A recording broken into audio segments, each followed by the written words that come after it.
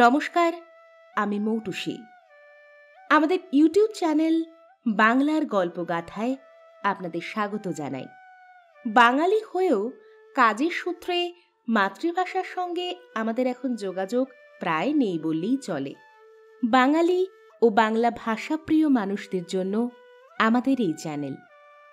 এখানে থাকছে বাংলা সাহিত্যের স্বনামধন্য সাহিত্যিকদের কালজয়ী সব রচনা। আমাদের আজকের গল্প কথাশিল্পী শরৎচন্দ্র চট্টোপাধ্যায় রচিত দর্পচূর্ণ। গল্পটির প্রথম প্রকাশ ১৯১৫ সালে। এই উপন্যাসে রচনাকার সে সময়ের সমাজের নানা সংস্কার, জীবনযাত্রার ধরন ও মানসিকতা ফুটিয়ে তুলেছেন। নারী চরিত্রের নানান দিকও প্রতিফলিত হয়েছে এই উপন্যাসে। অত্যন্ত জনপ্রিয় এই রচনাটি পরবর্তীতে ১৯৮০ সালে চলচ্চিত্ররূপে আসে পরিচালক দিলীপ সেনের হাত ধরে।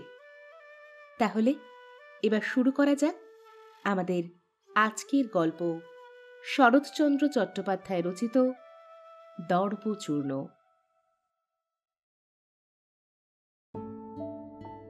সন্ধ্যার পর ইন্দুমতী বিশেষ একটু সাজসজ্জা করিয়া তাহার স্বামীর ঘরে প্রবেশ করিয়া কহিল, কি হচ্ছে?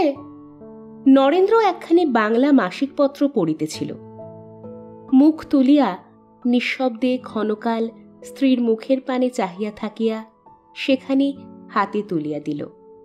ইন্দু খোলা পাতাটার ওপর চোখ বুলাইয়া লইয়া জোড়া ভ্রু ঈষৎ কুঞ্চিত করিয়া বিস্ময় প্রকাশ করিল। ইস, এ যে কবিতা দেখছি! তা বেশ, বসে না থাকি বেগার খাটি। দেখি এখানে কি কাগজ? সরস্বতী? স্বপ্রকাশ ছাপলে না বুঝি? নরেন্দ্র শান্ত দৃষ্টি ব্যথায় ম্লান হইয়া আসিল। ইন্দু পুনরায় প্রশ্ন করিল, স্বপ্রকাশ ফিরিয়ে দিলে? সেখানে পাঠায়নি। পাঠিয়ে একবার দেখলে না কেন? স্বপ্রকাশ সরস্বতী নয়, তাদের কাণ্ডজ্ঞান আছে। এই জন্যই আমি যা তা কাগজ কখনো পড়িনে।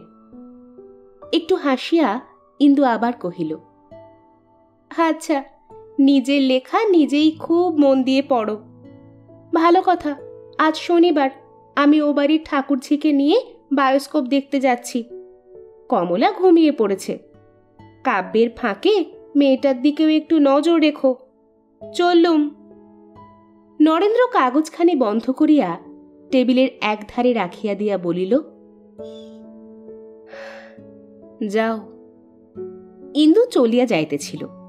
হঠাৎ একটা গভীর নিঃশ্বাস কানে যাইতেই সে ফিরিয়া দাঁড়াইয়া বলিল, আচ্ছা, আমি কিছু একটা করতে চাইলেই তুমি অমন করে দীর্ঘ নিঃশ্বাস ফেলো কেন বলো তো? এতই যদি তোমার দুঃখের জ্বালা, মুখ ফুটে বলো না কেন? আমি বাবাকে চিঠি লিখে যা হোক একটা উপায় করি।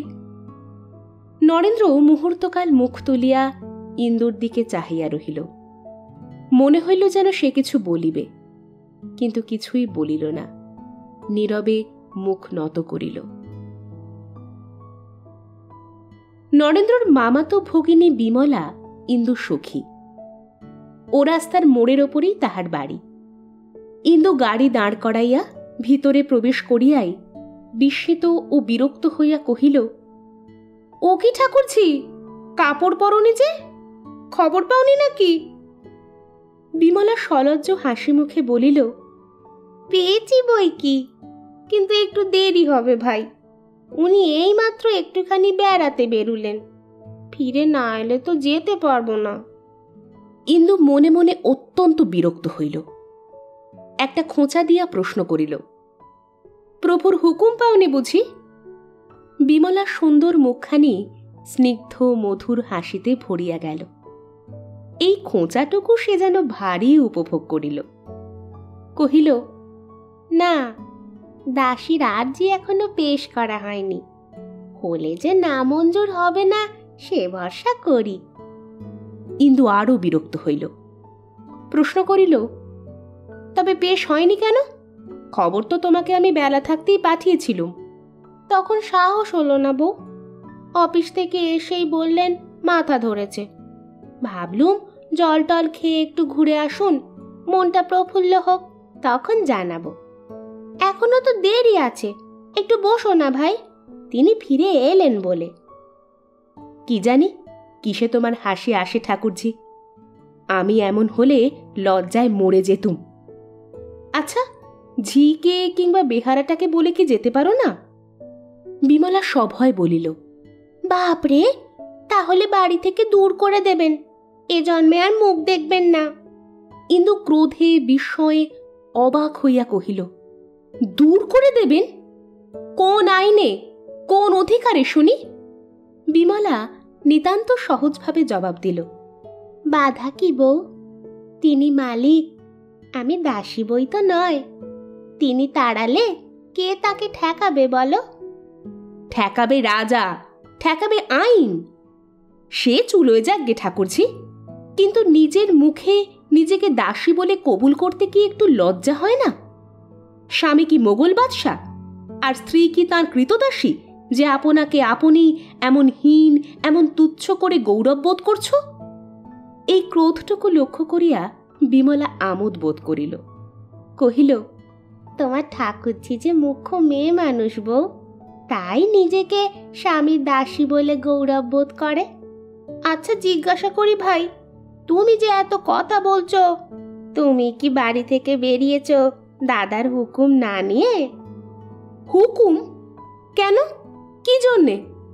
তিনি নিজে যখন কোথাও যান আমার হুকুমের অপেক্ষা করেন কি? আমি যাচ্ছি, শুধু এই কথা তাকে জানিয়ে এসেছি। নিমেষমাত্র মৌন থাকিয়া অকস্মাৎ উদ্দীপ্ত হইয়া কহিল, তবে এ কথা মানি যে আমার মতো গুণের স্বামী কম মেয়ে মানুষের ভাগ্যে জোটে।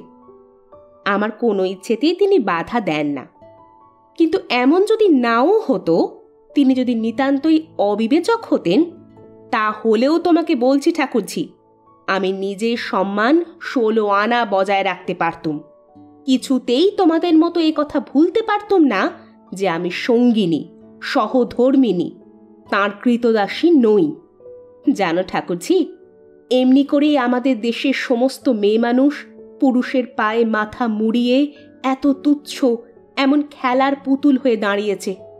নিজের সম্ভ্রম নিজে না রাখলে কেউ কি যেচে দেয় ঠাকুরজি?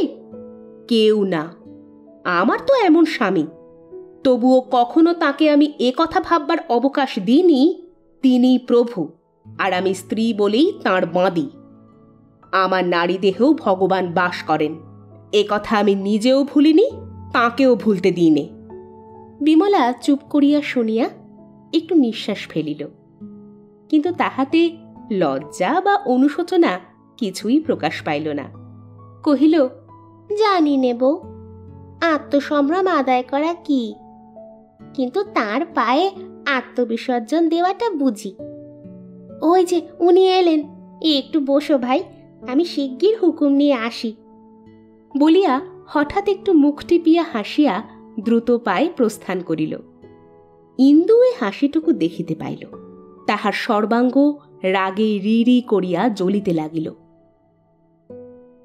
বায়োস্কোপ হইতে ফিরিবার পথে ইন্দু হঠাৎ বলিয়া উঠিল, ঠাকুরজি, হুকুম না পেলে তো তুমি আসতে পারতে না।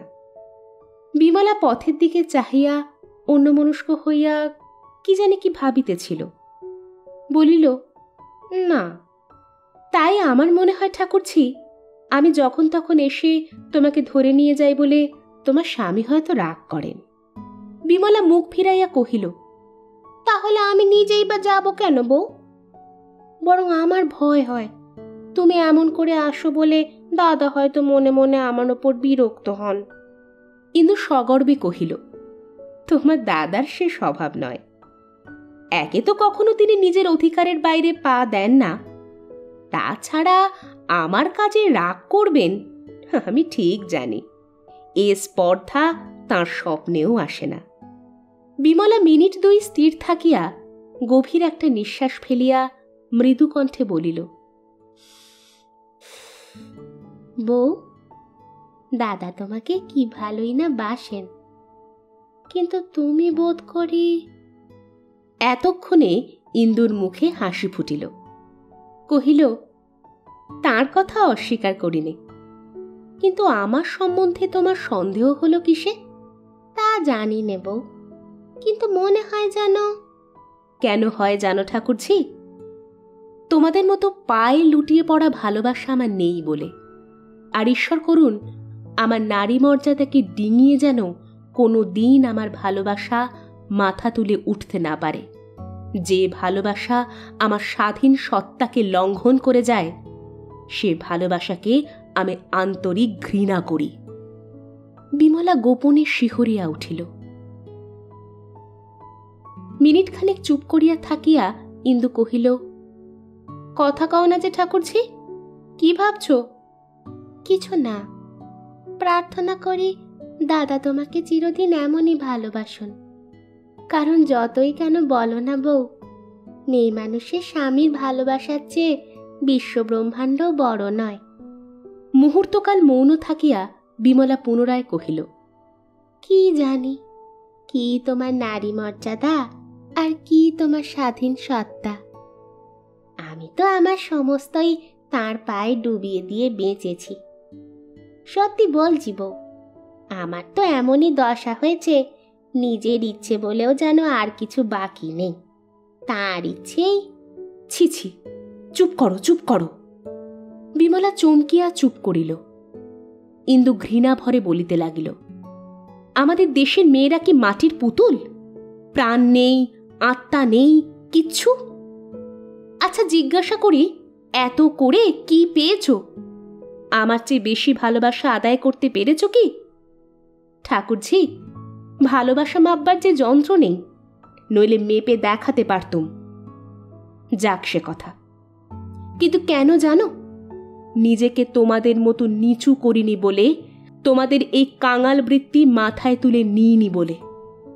আমার ভারী দুঃখ হয় ঠাকুরঝি, কেন তিনি এত শান্ত, এত নিরীহ, কিছুতেই একটা কথা বলেন না। নইলে দেখিয়ে দিতুম তিনি যাকে গ্রাহ্য করেন না সেও মানুষ, সেও অগ্রাহ্য করতে জানে, সেও আত্মমর্যাদা হারিয়ে ভালোবাসা চায় না। ও আবার কি, মুখ ফিরিয়ে হাসছ যে? বিমলা জোর করিয়া হাসি চাপিয়া বলিল, কই না। না কেন? এখনো তো তোমার ঠোঁটে হাসি লেগে রয়েছে। বিমলা হাসিয়া ফেলিয়া বলিল, লেগে রয়েছে তোমার কথা শুনে। ওগো বউ, অনেক পেয়েছ বলেই এত কথা বেরুচ্ছে। ইন্দু ক্রুদ্ধ মুখে জিজ্ঞাসা করিল, না পেলে? বেরুতো না। ভুল, নিছক ভুল। ঠাকুরঝি, সকলেই তোমার মতো নয়, সকলেই ভিক্ষে চেয়ে বেড়ায় না। আত্মগৌরব বোঝে এমন নারীও সংসারে আছে। এবার বিমলার মুখের হাসি ধীরে ধীরে মিলাইয়া গেল। বলিল, তা জানি। জানলে আর বলতে না।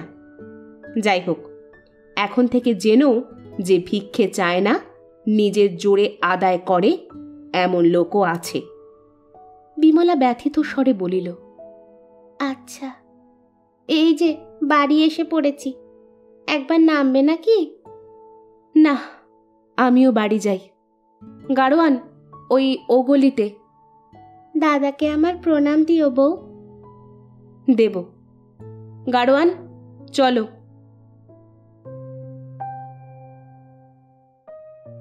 আর নেই? সংসার খরচের কিছু টাকা দিতে হবে যে। স্ত্রীর প্রার্থনায় নরেন্দ্র আশ্চর্য হইল। কহিল, এর মধ্যেই 200 টাকা ফুরিয়ে গেল?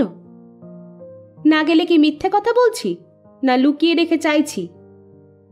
নরেন্দ্র চোখে মুখে একটা ভয়ের ছায়া পড়িল। কোথায় টাকা, কি করিয়া সংগ্রহ করিবে? সেই মুখের ভাব ইন্দু দেখিল, কিন্তু ভুল করিয়া দেখিল। কহিল, বিশ্বাস না হয় এখন থেকে একটা খাতা দিও, হিসেব লিখে রাখব। কিংবা এক কাজ করো না, খরচের টাকা করেই নিজের হাতেই রেখো, তাতে তোমারও ভয় থাকবে না, আমিও সংশয়ের লজ্জা থেকে রেহাই পাব। বলিয়া তীব্র দৃষ্টিতে চাহিয়া দেখিল তাহার মুখের গাঢ় ছায়া বেদনায় গাঢ়তর হইয়াছে। নরেন্দ্র ধীরে ধীরে বলিল, অবিশ্বাস করি নে, কিন্তু কিন্তু কি? বিশ্বাস হয় না, এই তো? আচ্ছা যাচ্ছি, যতটা পারি হিসেব লিখে আনি। কি সুখের ঘরকন্যাই হয়েছে আমার, বলিয়া সক্রোধে ঘর ছাড়িয়া চলিয়া গেল। কিন্তু তৎক্ষণাৎ ফিরিয়া আসিয়া কহিল, কিন্তু কেন, কিসের জন্য হিসেব লিখতে যাব? আমি কি মিথ্যে বলি? আমার মামাতো বোনের বিয়েতে কাপড় জামা লাগলো 50 টাকার ওপর। কমলার জামা দুটোর দাম 12 টাকা। সেদিন বায়োস্কোপে খরচ হলো 10-12 টাকা। খতিয়ে দেখো দেখি বাকি থাকে কত। তাতে এই 10-15 দিন সংসার খরচটা কি এমনই বেশি যে তোমার 2 চোখ কপালে উঠছে? আমার দাদার সংসারে মাসে 700-800 টাকাতেও যে হয় না। সত্যি বলছি, এমন করলে আমি তো আর ঘরে টিকতে পারি নে। তার চেয়ে বরং স্পষ্ট বলো, দাদা মেদিনীপুরে বদলি হয়েছেন, আমি মেয়ে নিয়ে চলে যাই। আমিও জুড়োই, তুমিও বাঁচো। নরেন্দ্র অনেকক্ষণ ঘাড় হেঁট করিয়া থাকিয়া মুখ তুলিয়া কহিল, এ বেলায় তো হবে না, দেখি যদি ও বেলায় কিছু জোগাড় করতে পারি। তার মানে যদি জোগাড় করতে না পারো তো উপোস করতে হবে নাকি? দেখো, কালই আমি মেদিনীপুর যাব, কিন্তু তুমি এক কাজ করো, এই দালালি ব্যবসা ছেড়ে দিয়ে দাদাকে ধরে একটা চাকরি জোগাড় করে নাও। তাতে বরঞ্চ ভবিষ্যতে থাকবে ভালো। কিন্তু যা পারো না তাতে হাত দিয়ে নিজেও মাটি হইও না, আমাকেও নষ্ট করো না। নরেন্দ্র জবাব দিল না। ইন্দু আরও কি বলিতে যাইতেছিল, কিন্তু এই সময়ে বেহারাটা শম্ভুবাবুর আগমন সংবাদ জানাইল এবং পরক্ষণেই বাহিরের জুতার পদশব্দ শোনা গেল। ইন্দু পার্শ্বের দ্বার দিয়া পর্দার আড়ালে সরিয়া দাঁড়াইল। শম্ভুবাবু মহাজন, নরেন্দ্রর পিতা বিস্তর ঋণ করিয়া স্বর্গীয় হইয়াছেন। পুত্রের কাছে তাগাদা করিতে শম্ভুবাবু প্রায়ই শুভাগমন করিয়া থাকেন। আজিও উপস্থিত হইয়াছেন। তিনি মৃদুভাষী। আসন গ্রহণ করিয়া ধীরে ধীরে এমন গুটি কয়েক কথা বলিলেন, যাহা দ্বিতীয়বার শুনিবার পূর্বে অতি বড় নির্লজ্জ নিজের মাথাটা বিক্রয় করিয়া ফেলিতে দ্বিধা করিবে না। শম্ভুবাবু প্রস্থান করিলে ইন্দু আরেকবার সুমুখে আসিয়া দাঁড়াইল। জিজ্ঞাসা করিল, ইনি কে? শম্ভুবাবু। তারপরে? কিছু টাকা পাবেন, তাই চাইতে এসেছিলেন। সে টের পেয়েছি, কিন্তু ধার করেছিলে কেন? নরেন্দ্র এই প্রশ্নের জবাবটা একটু ঘুরাইয়া দিল। কহিল, বাবা হঠাৎ মারা গেলেন, তাই। ইন্দু অতিশয় রুক্ষ স্বরে বলিল, তোমার বাবা কি পৃথিবী শুদ্ধ লোকের কাছে দেনা করে গেছেন? এ শোধ করবে কে? তুমি? কি করে করবে শুনি? এতগুলো প্রশ্নের এক নিঃশ্বাসে জবাব দেওয়া যায় না। ইন্দু নিজেও সেজন্য অপেক্ষা করিয়া রহিল না। তৎক্ষণাৎ কহিল, বেশ তো, তোমার বাবা না হয় হঠাৎ মারা গেছেন, কিন্তু তুমি তো হঠাৎ বিয়ে করনি। বাবাকে এসব ব্যাপার তোমার তো জানানো উচিত ছিল। আমাকে গোপন করাও তো কর্তব্য হয়নি। লোকের মুখে শুনি তুমি ভারী ধর্মভীরু লোক, বলি এসব বুঝি তোমার ধর্মশাস্ত্রে লেখে না? বলিয়া ঠিক যেন যুদ্ধ করিয়া স্বামীর মুখপানে চাহিয়া রহিল। কিন্তু হায় রে, এতগুলো সুতীক্ষ্ণ বাণ যাহার উপর এমন নিষ্ঠুরভাবে বর্ষিত হইল, ভগবান তাহাকে কি নিরস্ত্র, কি নিরুপায় করিয়াই সংসারে পাঠাইয়াছিলেন। কাহাকেও কোনো কারণেই প্রতিঘাত করিবার সাধ্যটুকুও তাহার ছিল না। শুধু সাধ্য ছিল সহ্য করিবার। আঘাতের সমস্ত বেদনাই তাহার নিজের মধ্যে পাক খাইয়া অত্যল্প সময়ের মধ্যে স্তব্ধ হইয়া যাইত। কিন্তু সেই স্বল্প সময়টুকুও আজ তাহার মিলিল না। শম্ভুবাবুর অত্যগ্র কথার জ্বালা কণামাত্র শান্ত হইবার পূর্বেই ইন্দু তাহাতে এমন ভীষণ তীব্র জ্বালা সংযোগ করিয়া দিল যে তাহারই অসহ্য দহনে আজ সেও প্রত্যুত্তরে একটা কঠোর কথাই বলিতে উদ্যত হইয়া উঠিল, কিন্তু শেষ রক্ষা করিতে পারিল না। অক্ষমের নিষ্ফল আড়ম্বর মাথা তুলিয়াই ফাটিয়া ভাঙিয়া পড়িল। শুধু ক্ষীণ স্বরে বলিল, বাবা সম্বন্ধে তোমার কি এমন করে বলা উচিত? না, উচিত নয়, কিন্তু আমার উচিত অনুচিতের কথা তোমাকে মীমাংসা করে দিতে তো বলিনি। কেন তোমাদের সমস্ত ব্যাপার বাবাকে খুলে বলনি? আমি কিছুই গোপন করিনি ইন্দু। তাছাড়া তিনি বাবার বাল্যবন্ধু ছিলেন, নিজেই সমস্ত জানতেন। তাহলে বলো, সমস্ত জেনে শুনেই বাবা আমাকে জলে ফেলে দিয়েছেন। অসহ্য ব্যথায় ও বিস্ময়ে নরেন্দ্র স্তম্ভিত হইয়া চাহিয়া থাকিয়া শির নত করিল। স্ত্রীর এই ক্রোধ যথার্থই সত্য কিংবা কলহের ছলনা মাত্র, হঠাৎ সে যেন ঠাহর করিতে পারিল না। এখানে গোরার কথা একটু বলা আবশ্যক। একসময়ে বহুকাল উভয় পরিবার পাশাপাশি বাস করিয়াছিলেন এবং বিবাহটা সেই সময়ই একরূপ স্থির হইয়াছিল। কিন্তু হঠাৎ এক সময় ইন্দুর পিতা নিজের মত পরিবর্তন করিয়া মেয়েকে একটু অধিক বয়স পর্যন্ত অবিবাহিত রাখিয়া লেখাপড়া শিখাইতে মনস্থ করায় বিবাহ সম্বন্ধও ভাঙিয়া যায়। কয়েক বর্ষ পরে ইন্দুর 18 বৎসর বয়সে আবার যখন কথা উঠে, তখন কলিকাতায় ফিরিয়া আসিয়া শুনেন নরেন্দ্রর পিতার মৃত্যু হইয়াছে। সে সময় তাহার সাংসারিক অবস্থা ইন্দুর পিতামাতা যথেষ্ট পর্যালোচনা করিয়াছিলেন, এমনকি তাহাদের মত পর্যন্ত ছিল না। শুধু বয়স্কা ও শিক্ষিতা কন্যার প্রবল অনুরাগ উপেক্ষা করিতে না পারিয়াই অবশেষে তাহারা সম্মত হইয়াছিলেন। এত কথা এত শীঘ্র ইন্দু যথার্থই ভুলিয়াছে, কিংবা মিথ্যা মোহে অন্ধ হইয়া নিজেকে প্রতারিত করিবার নিদারুণ আত্মগ্লানি এখন এমন করিয়া তাহাকে অহরহ জ্বালাইয়া তুলিতেছে। কিছুই স্থির করিতে না পারিয়া নরেন্দ্র স্তব্ধ নিরুত্তরে মাথা হেঁট করিয়া বসিয়া রহিল। সেই নির্বাক স্বামীর আনত মুখের প্রতি ক্ষণকাল দৃষ্টিপাত করিয়া ইন্দু আর কোনো কথা না বলিয়া ঘর ছাড়িয়া চলিয়া গেল। সে নিঃশব্দে গেল বটে, এমন অনেক দিন গিয়াছে, কিন্তু আজ অকস্মাৎ নরেন্দ্রর মনে হইল তাহার বুকে বড় বেদনার স্থানটা ইন্দু যেন ইচ্ছাপূর্বক জোর করিয়া মাড়াইয়া দিয়া বাহির হইয়া গেল। একবার ঈষৎ একটু ঘাড় তুলিয়া স্ত্রীর নিষ্ঠুর পদক্ষেপে চাহিয়া দেখিল। যখন আর দেখা গেল না, অতি গভীর একটা নিঃশ্বাস ফেলিয়া নির্জীবের মতো সেইখানে শুইয়া পড়িল। সহসা আজ প্রথমে মনে হইল সমস্ত মিথ্যা, সব ফাঁকি।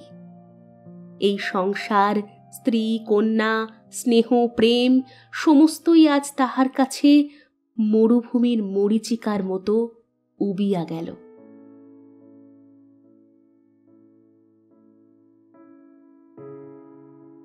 কে রে? বিমল, আয় বোন, বস বলিয়া নরেন্দ্র শয্যার ওপরে উঠিয়া বসিল। তাহার উভয় ওষ্ঠ প্রান্তে ব্যথার যে চিহ্নটুকু প্রকাশ পাইল, তাহা বিমলার দৃষ্টি এড়াইল না। অনেক দিন দেখিনি দিদি, ভালো আছিস তো? বিমলার চোখ দুটি ছলছল করিয়া উঠিল। সে ধীরে ধীরে শয্যা প্রান্তে আসিয়া বলিল, কেন দাদা, তোমার অসুখের কথা আমাকে এতদিন জানাওনি? অসুখ তেমন কিছুই ছিল না বোন, শুধু সেই বুকের ব্যথাটা একটু। বিমলা হাত দিয়া এক ফোঁটা চোখের জল মুছিয়া ফেলিয়া বলিল, একটু বই কি, উঠে বসতে পারো না? ডাক্তার কি বললে? ডাক্তার ডাক্তার কি হবে রে, ও আপনি সেরে যাবে। ডাক্তার পর্যন্ত ডাকাওনি? কদিন হলো? নরেন্দ্র একটুখানি হাসিয়া বলিল, কদিন? এই তো সেদিন রে, দিন 7 হবে বোধ হয়। 7 দিন? তাহলে বউ সমস্ত দেখেই গেছে? না না, দেখে যায়নি বোধ হয়। অসুখ আমার নিশ্চয়ই সে বুঝতে পারেনি। আমি তার যাবার দিনও উঠে গিয়ে বাইরে বসেছিল। না না, হাজার হোক তাই কি তোরা পারিস রে বোন? বউ তাহলে রাগ করে গেছে বলো? না, রাগ নয়, দুঃখ কষ্ট, কত অভাব জানিস তো। ওদের এসব সহ্য করা অভ্যাস নেই। দেহটাও তার বড় খারাপ হয়েছে, নইলে অসুখ দেখলে কি তোরা রাগ করে থাকতে পারিস? বিমলা অশ্রু চাপিয়া কঠিন স্বরে বলিল, পারি বই কি দাদা, আমাদের অসাধ্য কাজ কিছু নেই। না হলে তোমরা বিছানায় না শোয়া পর্যন্ত আর আমাদের চোখে পড়ে না। ভোলা, পালকি এলো রে? আনতে পাঠিয়েছি মা। এর মধ্যেই যাবি দিদি? এখনো তো সন্ধে হয়নি, আর একটু বস না। না দাদা, সন্ধে হলে হিম লাগবে। ভোলা, পালকি একেবারে ভিতরে আনিস। ভিতরে কেন বিমল? ভেতরেই ভালো দাদা, এই ব্যথা নিয়ে তোমার বাইরে গিয়ে উঠতে কষ্ট হবে। আমাকে নিয়ে যাবি? এই পাগল, দেখো কি হয়েছে যে এত কাণ্ড করতে হবে? এ তো আমার প্রায়ই হয়, প্রায়ই সেরে যায়। তাই যাক দাদা, কিন্তু ভাই তো আমার আর নেই যে তোমাকে হারালে আরেকটি পাবো। ওই যে পালকি, এই র্যাপারখানা বেশ করে গায়ে জড়িয়ে নিও। ভোলা, আর একটু এগিয়ে আনতে বল। না দাদা, এই সময় তোমাকে চোখে চোখে না রাখতে পারলে আমার টিলার দোষ স্বস্তি থাকবে না। কিন্তু নিয়ে যেতে চাইবি বুঝলে যে তোকে আমি খবরই দিতুম না। বিমলা মুখপানে চাহিয়া থাকিয়া বলিল, তোমাদের বোঝা তোমাদেরই থাক দাদা, আমাকে আর শুনিও না। আচ্ছা, কি করে মুখে আনলে বলো তো? এই অবস্থায় তোমাকে একলা ফেলে রেখে যেতে পারি? সত্যি কথা বলো। নরেন্দ্র একটা নিঃশ্বাস ফেলিয়া বলিল, তবে চল যাই। দাদা। কি রে? আজ রাত্রেই বউকে একখানা টেলিগ্রাম করে দি, কাল সকালেই চলে আসুক। নরেন্দ্র ব্যস্ত হইয়া উঠিল, না না, সে দরকার নেই। কেন নেই? মেদিনীপুর তো বেশি দূর নয়, একবার আসুক, না হয় আবার চলে যাবে। না রে বিমল, না, সত্যিই তার দেহটা ভালো নেই, দুদিন জুড়োক। একটুখানি থামিয়া বলিল, বিমল, আমি তোর কাছে থেকে ভালো হতে না পারি তো আর কিছুতেই পারবো না রে। হ্যাঁ রে, আমি যে যাচ্ছি গগনবাবু শুনেছেন? বেশ, যা হোক তুমি, তিনি তো এখনো অফিস থেকেই ফেরেননি। তবে? তবে আবার কি?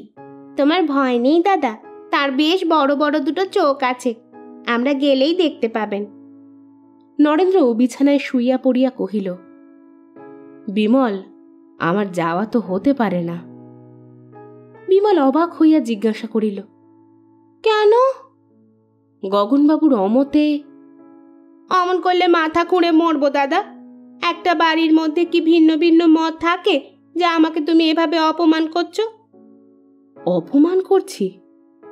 ঠিক জানিস বিমল, ভিন্ন মত থাকে না। বিমল আবশ্যক বস্ত্রাদি গুছাইয়া লইতেছিল, সলজ্জে মাথা নাড়িয়া বলিল, না।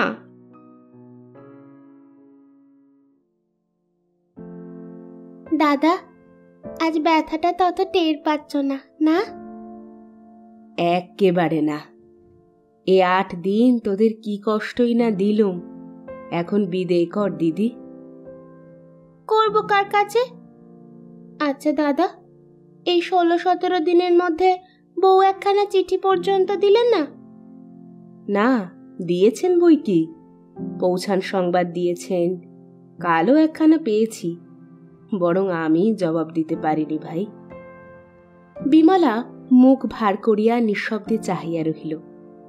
নরেন্দ্র লজ্জায় কুণ্ঠিত হইয়া বলিতে লাগিল, সেখানে গিয়ে পর্যন্ত সে ভালো নেই, সর্দি কাশি, পরশু একটু জ্বরের মতো হয়েছিল, তবু তার উপরেই চিঠি লিখছেন। আজ তাই বুঝি সেখানে টাকা পাঠিয়ে দিলে? নরেন্দ্র অধিকতর লজ্জিত হইয়া পড়িল, কহিল, কিছুই তো তার হাতে ছিল না। বাড়ির পাশেই একটা মেলা বসেছে, লিখেছেন সেটা শেষ হয়ে গেলেই ফিরতে পারবেন। তোমাকে বুঝি চিঠিপত্র লিখতে পারেননি? পেরেছেন বই কি, কাল আমিও একখানা 4 পাতা জোড়া চিঠি পেয়েছি। পেয়েছিস? পাবি বই কি। তার জবাবটা? তোমার ভয় নেই দাদা, তোমার অসুখের কথা লিখব না। আমার নষ্ট করবার মতো অত সময় নেই।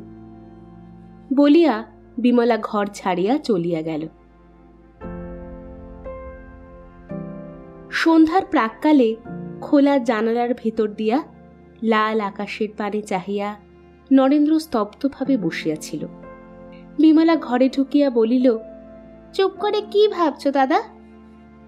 নরেন্দ্র মুখ ফিরাইয়া লইয়া বলিল, কিছুই ভাবিনে বোন, মনে মনে তোকে আশীর্বাদ করছিলুম যেন এমনই সুখেই তোর চিরদিন কাটে। বিমলা কাছে আসিয়া তাহার পায়ের ধুলা মাথায় লইয়া একটা চৌকির ওপর বসিল। আচ্ছা, দুপুরবেলা অত রাগ করে চলে গেলি কেন বলতো? আমি অন্যায় সইতে পারিনি। কেন তুমি অত কি বল? ইন্দুর দিক থেকে একবার চেয়ে দেখ দেখি। আমি তো তাকে সুখে রাখতে পারিনি। সুখে থাকতে পারার ক্ষমতা থাকা চাই দাদা। সে যা পেয়েছে এত কজন পায়, কিন্তু সৌভাগ্যকে মাথায় তুলে নিতে হয়, নইলে। কথাটা শেষ করিবার পূর্বেই বিমলা লজ্জায় মাথা হেঁট করিল। নরেন্দ্র নীরবে স্নিগ্ধ সস্নেহ দৃষ্টিতে ভগিনীটির সর্বাঙ্গ অভিষিক্ত করিয়া দিয়া ক্ষণকাল পরে কহিল, বিমল, লজ্জা করিস নে দিদি, সত্য বলতো, তুই কখনো ঝগড়া করিস নে? উনি বলেছেন বুঝি, তা তো বলবেনি। নরেন্দ্র মৃদু হাসিয়া বলিল, না, গগনবাবু কিছুই বলেননি, আমি তোকেই জিজ্ঞাসা করছি। বিমলা আরক্ত মুখ তুলিয়া বলিল, তোমাদের সঙ্গে ঝগড়া করে কে পারবে বলো? শেষে হাতে পায়ে পড়ে ওখানে ওখানে দাঁড়িয়ে কে? আমি গগনবাবু। থামলে কেন? বলে যাও। ঝগড়া করে কার হাতে পায়ে কাকে পড়তে হয় কথাটা শেষ করে ফেলো। যাও, যে সাধু পুরুষ লুকিয়ে শোনে তার কথায় আমি জবাব দিইনি। বলিয়া বিমলা কৃত্রিম ক্রোধের আড়ালে হাসি চাপিয়া দ্রুতপদে প্রস্থান করিল। নরেন্দ্র সুদীর্ঘ নিঃশ্বাস ফেলিয়া মোটা তাকিয়াটা হেলান দিয়া বসিল। গগনবাবু বলিলেন, এবেলায় কেমন আছো হে? ভালো হয়ে গেছি, এবার বিদায় দাও ভাই। বিদায় দাও? ব্যস্ত হয়েও না হে, দুদিন থাকো। তোমার এই বোনটির আশ্রয়ে যে যটা দিন বাস করতে পায় তার তত বৎসর পরমায়ু বৃদ্ধি হয়, সে খবর জানো? জানিনি বটে, কিন্তু সম্পূর্ণ বিশ্বাস করি। গগনবাবু দুই চক্ষু বিস্ফারিত করিয়া বলিলেন, বিশ্বাস করি কি হে? এ যে প্রমাণ করা কথা। বাস্তবিক নরেনবাবু, এমন রত্নও সংসারে পাওয়া যায়? ভাগ্য ভাগ্য ভাগ্যং ফলতি, কি হে কথাটা? নইলে আমার মতো হতভাগা যে এ বস্তু পায়, এ তো স্বপ্নের অগোচর। বউ ঠাকুরুন, না হে না, থেকে যাও দুদিন। এমন সংসার ছেড়ে স্বর্গে গিয়েও আরাম পাবে না, তা বলে দিচ্ছি ভাই। বিমলা বহুদূরে যায় নাই, ঠিক পর্দার আড়ালেই কান পাতিয়াছিল। চোখ মুছিয়া উঁকি মারিয়া সেই প্রায়ন্ধকারেও স্পষ্ট দেখিতে পাইল। তাহার স্বামীর কথাগুলো শুনিয়া নরেনদাদার মুখখানা একবার জ্বলিয়া উঠিয়াই যেন ছাই হইয়া গেল।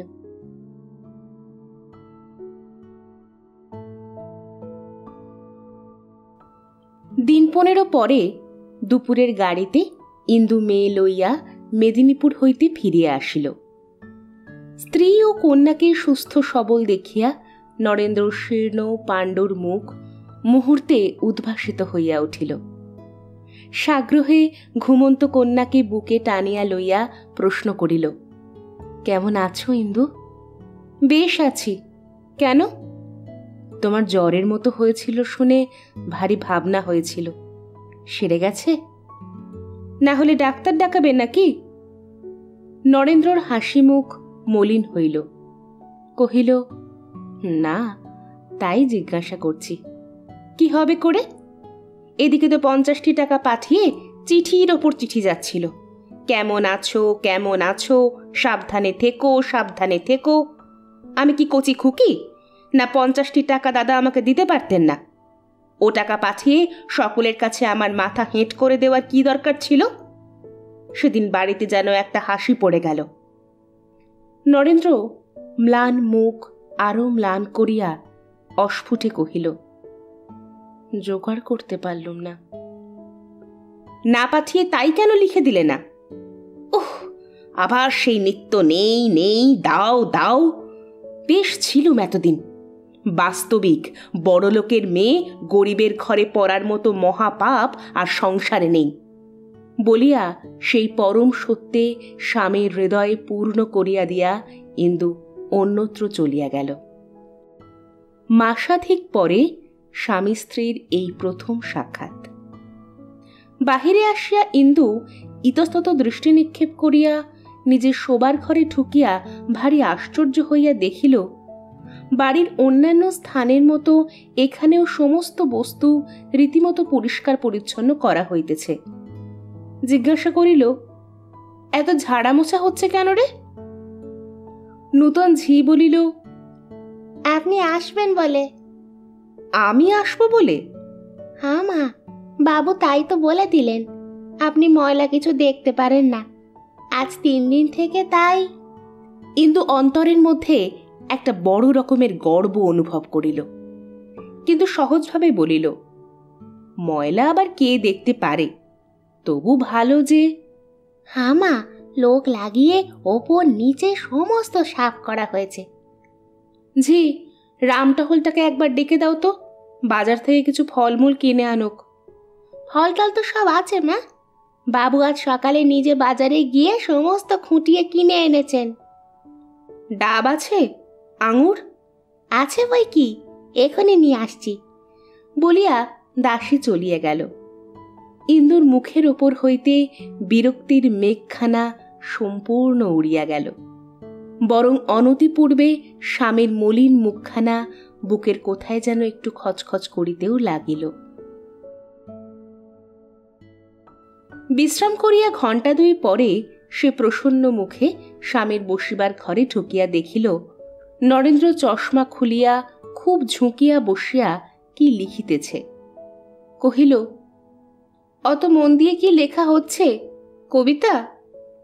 নরেন্দ্র মুখ তুলিয়া বলিল, না। কি তবে? ও কিছু না বলিয়া সে লেখাগুলা চাপা দিয়া রাখিল। ইন্দুর প্রসন্ন মুখ মেঘাবৃত হইয়া উঠিল। কহিল, তাহলে কিছু নার ওপর অত ঝুঁকে না পড়ে বরং যাতে দুঃখ কষ্ট ঘোঁচে এমন কিছুতেই মন দাও।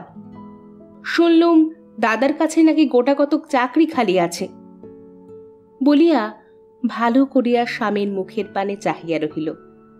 সে নিশ্চয় জানিত এই চাকুরি করিবার কথাটা তাহাকে চিরদিন আঘাত করে। আজ কিন্তু আশ্চর্য হইয়া দেখিল, আঘাতের কোনো বেদনাই তাহার মুখে প্রকাশ পাইল না। নরেন্দ্র শান্তভাবে বলিল, চাকরি করবার লোকও সেখানে আছে। এই সম্পূর্ণ অপ্রত্যাশিত উত্তরে ইন্দু ক্রোধে জ্বলিয়া উঠিল। ক্ষণকাল অবাক হইয়া থাকিয়া বলিল, তা জানি, কিন্তু সেখানে আছে এখানে নেই নাকি? আজকাল ভালো কথা বললে যে তোমার মন্দ হয় দেখছি।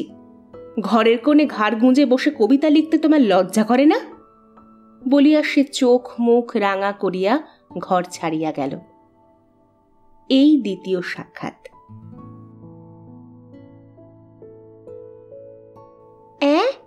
এ যে বউ, কখন এলে? পরশু দুপুরবেলা।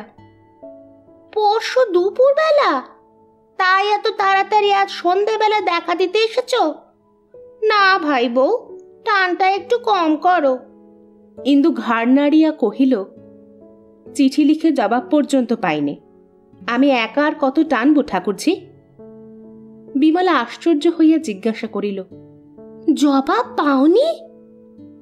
সে না পাওয়াই, 4 পাতার জবাব 4 ছত্র তো।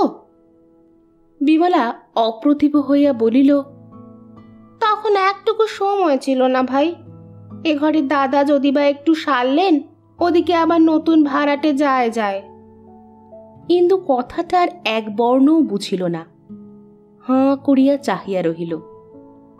বিমলা সেদিকে মনোযোগ না দিয়া বলিতে লাগিল, সেই মঙ্গলবারটা আমার চিরকাল মনে থাকবে।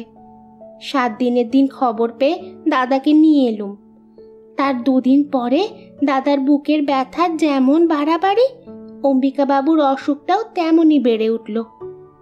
তোমাকে বলবো কি বউ, সেঁক দিতে দিতে আর ফোমেন্ট করতে করতে বাড়ি শুদ্ধ লোকের হাতে চামড়া উঠে গেল।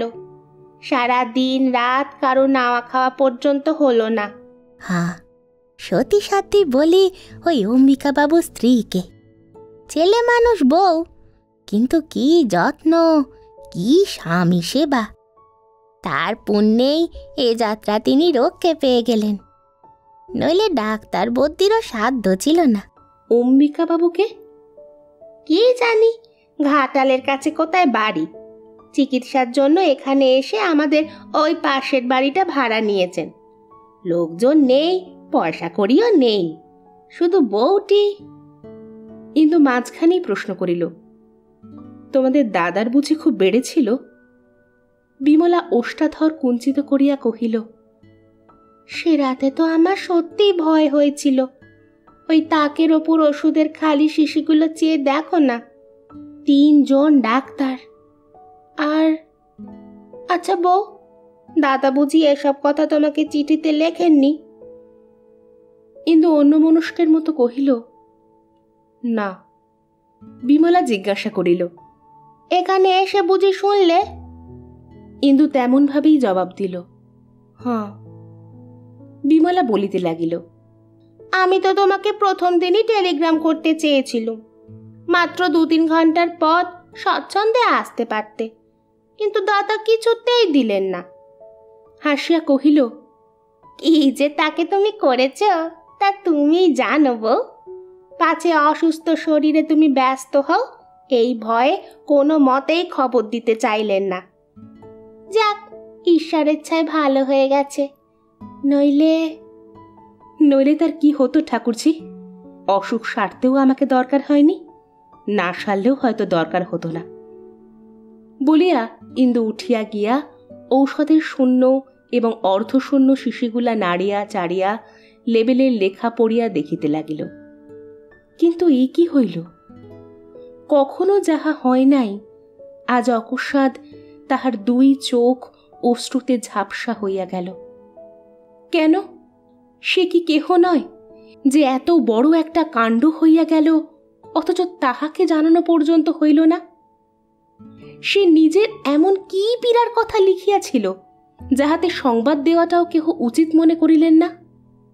তিনি ভালো হইয়াও তো কতকগুলো পত্রে কত কথা লিখিলেন, শুধু নিজের কথাটাই বলিতে ভুলিলেন। বেশ, এখানে আসিয়াও তো 3 দিন হইল, তবু কি মনে পড়িল না? ইন্দু তীব্র অভিমানের সুর বিমলা টের পাইয়াছিল। ফিরিয়া আসিয়া বলিল, শিশি বোতল নাড়াচাড়া করে আর কি হবে বউ? ওরা কখনো মিথ্যে সাক্ষী দেবে না, তা যতই জেরা করো না। এসো, তোমার চা দেওয়া হয়েছে। চলো। বলিয়া ইন্দু অলক্ষে চোখের জল মুছিয়া ফেলিয়া তাহার কাছে আসিয়া দাঁড়াইল। চা খাওয়া শেষ হইলে বিমলা কি জানি ইচ্ছা করিয়া আঘাত দিল কিনা, কহিল, সে এক হাসির কথা বউ। এক বাড়িতে 2 রোগী, কিন্তু দুজনের কি আশ্চর্য ভিন্ন ব্যবস্থা। দাদা মরো হয়েও তোমাকে খবর দিতে দিলেন না, পাছে ব্যস্ত হও, পাছে তোমার শরীর খারাপ হয়। আর অম্বিকা বাবু এক দণ্ড ওর স্ত্রীকে সুমুখ থেকে নড়তে দিলেন না। তার ভয় সে চোখের সম্মুখ থেকে গেলেই তার প্রাণটা বেরিয়ে যাবে। এমনকি সে ছাড়া তিনি কারো হাতে বিশ্বাস করে ওষুধ খেতেন না। এমন কখনো শুনেছ বলো? আমাদের একে তোমরা সবাই তামাশা করো, কিন্তু অম্বিকা বাবুরা সকলকে ডিঙিয়ে গেছেন। খেটে খেটে এই মেয়েটার ঠিক মরার মতো আকৃতি হয়েছে। ইন্দু হুঁ বলিয়া উঠিয়া দাঁড়াইল, কহিল, আরেকদিন এসে তোমার সতীসাধ্যী বউটির সঙ্গে আলাপ করে যাব। আজ গাড়ি এসেছে, চললুম। তাহলে কাল একবার এসো, আলাপ করে বাস্তবিক সুখী হবে। দেখা যাবে যদি কিছু শিখতে পারি, বলিয়া ইন্দু মুখ ভার করিয়া গাড়িতে গিয়া উঠিল। অম্বিকাবাবুর পাগলামি তাহার মনের মধ্যে আজ সমস্ত পথটা তাহার স্বামীর গভীর মঙ্গলেচ্ছার গায়ে ধুলা ছিটাইয়া লজ্জা দিতে দিতে চলিল।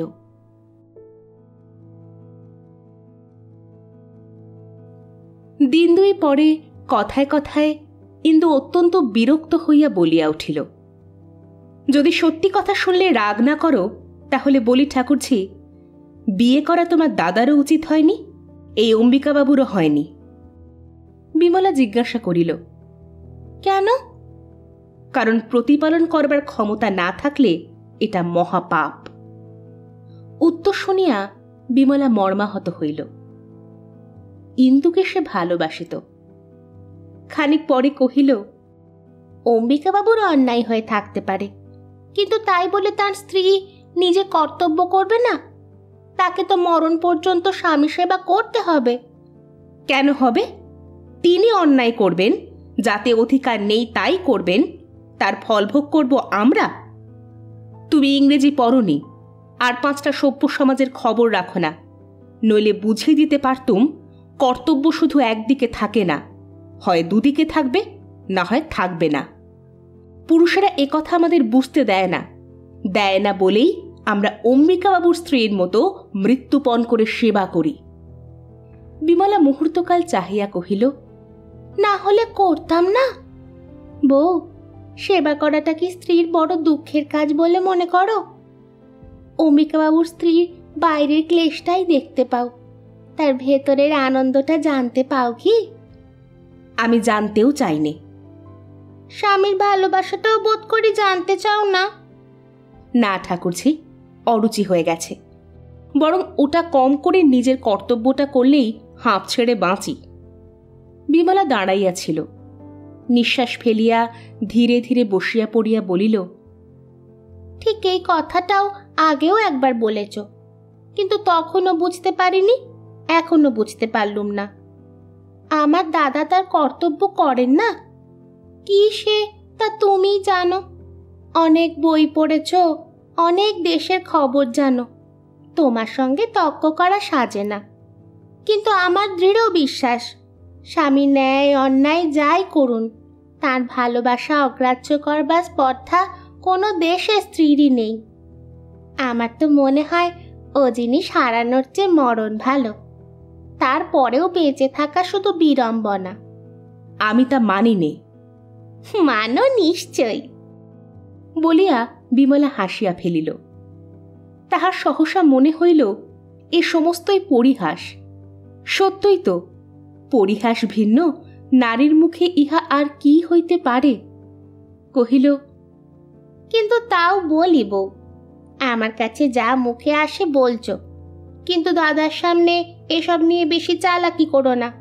কেননা পুরুষ মানুষ যতই বুদ্ধিমান হন, অনেক সময়। কি অনেক সময়? তামাশা কি না ধরতে পারে না। সে তার কাজ, আমি তা নিয়ে দুর্ভাবনা করি নে। কিন্তু আমি যে না ভেবে থাকতে পারি নে বউ। ইন্দু জোর করিয়া হাসিয়া প্রশ্ন করিল, কেন বলো তো?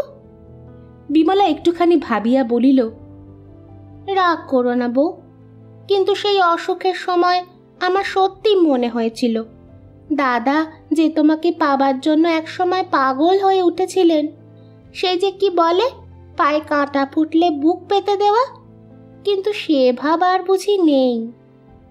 হঠাৎ ইন্দুর সমস্ত মুখের ওপর কে যেন কালি লেপিয়া দিল। তারপরে সে জোর করিয়া শুকনো হাসি টানিয়া আনিয়া কহিল, তোমাকে সহস্র ধন্যবাদ ঠাকুরজি। তোমার দাদাকে বলো আমি ভ্রুক্ষেপও করি নে। আর তুমিও ভালো করে বুঝো, আমার নিজের ভালো মন্দ নিজেই সামলাতে জানি, তা নিয়ে পরের মাথা গরম করাটাও আবশ্যক মনে করি নে।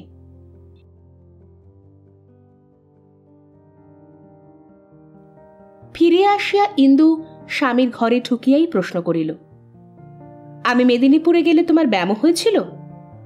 নরেন্দ্র খাতা হইতে মুখ তুলিয়া ধীরে ধীরে বলিল, না, ব্যামো নয়, সেই ব্যথাটা। খরচ বাঁচাবার জন্য ঠাকুরঝির ওখানে গিয়ে পড়েছিলে? স্ত্রীর এই অত্যন্ত কটু ইঙ্গিতে নরেন্দ্র খাতাটার ওপর পুনর্বার ঝুঁকিয়া পড়িয়া কয়েক মুহূর্ত মৌন থাকিয়া মৃদু কণ্ঠে বলিল, বিমল এসে নিয়ে গিয়েছিল, কিন্তু আমি শুনতে পেলে বলে দিতুম অক্ষমদের জন্যই হাসপাতাল সৃষ্টি হয়েছে, পরের ঘাড়ে না চড়ে সেইখানে যাওয়াই তাদের উচিত।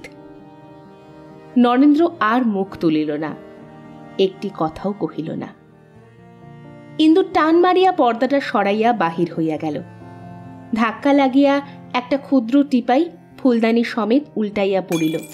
সে ফিরিয়াও চাহিল না। মিনিট 5 পরে তেমনি সজোরে পর্দা সরাইয়া ফিরিয়া আসিয়া কহিল, ঠাকুরঝি খবর দিতে চেয়েছিলেন, তুমি মানা করেছিলে কি জন্যে? ভেবেছিলে বুঝি আমি এসে ওষুধের সঙ্গে বিষ মিশিয়ে দেব? নরেন্দ্র মুখ না তুলিয়াই বলিল, না, তা ভাবিনি। তোমার শরীর ভালো ছিল না।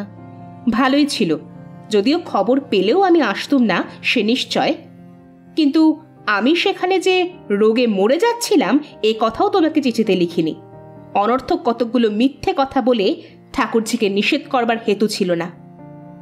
বলিয়া সে যেমন করিয়া আসিয়াছিল তেমনি করিয়া চলিয়া গেল। নরেন্দ্র তেমনি করিয়া খাতাটার পানে ঝুঁকিয়া রহিল, কিন্তু সমস্ত লেখা তাহা লেপিয়া মুছিয়া চোখের সম্মুখে একাকার হইয়া রহিল।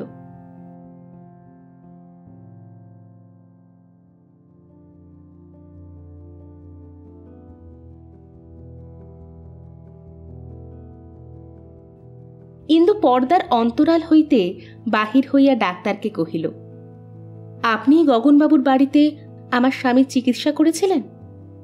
বুড়া ডাক্তার চোখ তুলিয়া ইন্দুর উদ্বেগ মলিন মুখখানির পানে চাহিয়া ঘাড় নাড়িয়া সায় দিলেন। ইন্দু কহিল, কিন্তু তিনি সম্পূর্ণ আরোগ্য হয়েছেন বলে আমার মনে হয় না। এই আপনার ফির টাকা।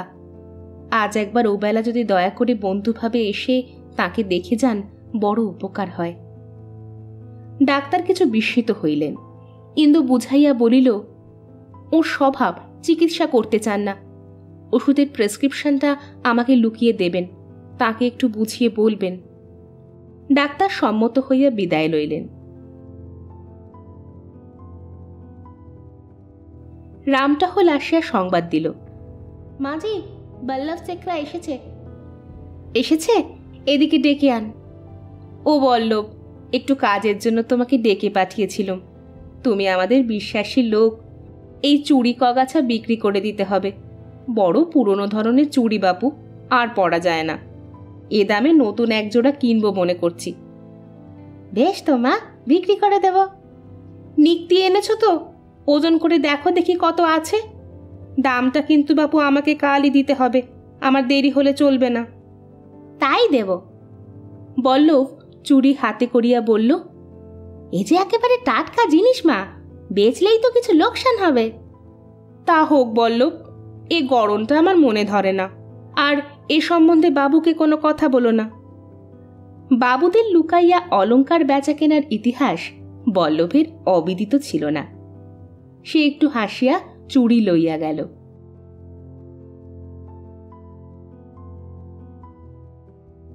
ডাক্তারবাবু 5-7 শিশি ওষুধ খেলেন, কিন্তু বুকের ব্যথাটা তো গেল না। গেল না? কই, তিনি তো কিছু বলেন না। জানেন তো, ওই তার স্বভাব। কিন্তু আমি নিশ্চয় জানি একটু ব্যথা লেগেই আছে। তাছাড়া শরীর তো সারছে না। ডাক্তার চিন্তা করিয়া কহিলেন, দেখুন, আমারও সন্দেহ হয় শুধু ওষুধে কিছু হবে না। একবার জল হাওয়া পরিবর্তন আবশ্যক। তাই কেন তাকে বলেন না? বলেছিলাম একদিন, তিনি কিন্তু প্রয়োজন মনে করেন না। ইন্দু রুষ্ট হইয়া বলিয়া ফেলিল, তিনি মনে না করলেই হবে? আপনি ডাক্তার, আপনি যা বলবেন তাই তো হওয়া চাই। বৃদ্ধ চিকিৎসক একটুখানি হাসিলেন। ইন্দু নিজের উত্তেজনায় লজ্জিত হইয়া বলিল, দেখুন, আমি বড় ব্যাকুল হয়ে পড়েছি। আপনি ওকে খুব ভয় দেখিয়ে দিন। ডাক্তার মাথা নাড়িয়া ধীরে ধীরে কহিলেন, এ সকল রোগে ভয় তো আছেই। ইন্দুর মুখ পাংশু হইয়া গেল। কহিল, সত্যি ভয় আছে? তাহার মুখের পানে চাহিয়া ডাক্তার সহসা জবাব দিতে পারিল না। ইন্দুর চোখে জল আসিয়া পড়িল। বলিল, আমি আপনার মেয়ের মতো ডাক্তারবাবু, আমাকে লুকোবেন না। কি হয়েছে খুলে বলুন। ঠিক যে কি হইয়াছে তাহা ডাক্তার নিজেও জানিতেন না। তিনি নানা রকম করিয়া যাহা কহিলেন তাহাতে ইন্দুর ভয় ঘুচিল না। সে ঘরে ফিরিয়া আসিয়া কাঁদিতে লাগিল। বিকেলবেলা নরেন্দ্র হাতের কলমটা রাখিয়া দিয়া খোলা জানালার বাইরে চাহিয়াছিল। ইন্দু ঘরে ঢুকিয়া অদূরে একটা চৌকি টানিয়া লইয়া বসিল। নরেন্দ্র একবার মুখ ফিরাইয়া আবার সেই দিকেই চাহিয়া রহিল। কিছুদিন হইতে ইন্দু টাকা চাহে নাই। আজ সে যে কি জন্য আসিয়া বসিল তাহা নিশ্চয় অনুমান করিয়া তাহার বুকের ভিতরটা টিপটিপ করিতে লাগিল। ইন্দু টাকা চাহিল না, কহিল, ডাক্তারবাবু বলেন ব্যথাটা যখন ওষুধে যাচ্ছে না তখন হাওয়া বদলানো দরকার, একবার কেন বেড়াতে যাও না। নরেন্দ্র বাস্তবিক চমকিয়া উঠিল। বহুদিন অজ্ঞাত বড় স্নেহের ধন যেন কোথায় লুকাইয়া তাহাকে ডাক দিল। ইন্দুর এই কণ্ঠস্বর সে তো ভুলিয়াই গিয়াছিল। তাই মুখ ফিরাইয়া হতবুদ্ধির মতো চাহিয়া ক্ষণকালের জন্য কি যেন মনে মনে খুঁজিয়া ফিরিতে লাগিল। ইন্দু কহিল, কি বলো, তাহলে কালই গুছিয়ে নিয়ে বেরিয়ে পড়া যাক। বেশি দূরে কাজ নেই, এই বদ্রীনাথের কাছে। আমরা দুজন, কমলা আর ঝি রামটহল পুরনো বিশ্বাসী লোক, বাড়িতেই থাক। সেখানে একটা ছোট বাড়ি নিলেই হবে। তাহলে আজ থেকে গুছোতে আরম্ভ করুক না কেন? কোনো প্রকার খরচের কথাতেই নরেন্দ্র ভয় পাইত। এই একটা বড় রকমের ইঙ্গিতে তাহার মেজাজ একেবারে বিগড়াইয়া গেল। প্রশ্ন করিল, এই ডাক্তারটিকে এখানে আসতে বললে কে? ইন্দু জবাব দিবার পূর্বে সে পুনরায় কহিল, বিমলাকে বলো আমার পিছনে ডাক্তার লাগিয়ে উত্ত্যক্ত করবার আবশ্যক নেই, আমি ভালো আছি। বিমলা প্রচ্ছন্ন থাকিয়া ডাক্তার পাঠাইতেছে, বিমলাই সব। ইন্দু অন্তরে আঘাত পাইল, কিন্তু চাপা দিয়া বলিল, কিন্তু তুমি তো সত্যই ভালো নেই, ব্যথাটা তো সারেনি। সেরেছে, তা হলেও শরীর সারেনি, বেশ দেখতে পাচ্ছি। একবার ঘুরে এলে আর যাই হোক মন্দ কিছু তো হবে না। নরেন্দ্র ভিতরে বাহিরে এমন জায়গায় উপস্থিত হইয়াছিল যেখানে সহ্য করিবার ক্ষমতা নিঃশেষ হইয়া গিয়াছিল। তবুও ধাক্কা সামলাইয়া বলিল, আমার ঘুরে বেড়াবার সামর্থ্য নেই। ইন্দু জিদ করিয়া বলিল, সে হবে না, প্রাণটা তো বাঁচানো চাই। এই জিদটা ইন্দুর পক্ষে এতই নূতন যে নরেন্দ্র সম্পূর্ণ ভুল করিল।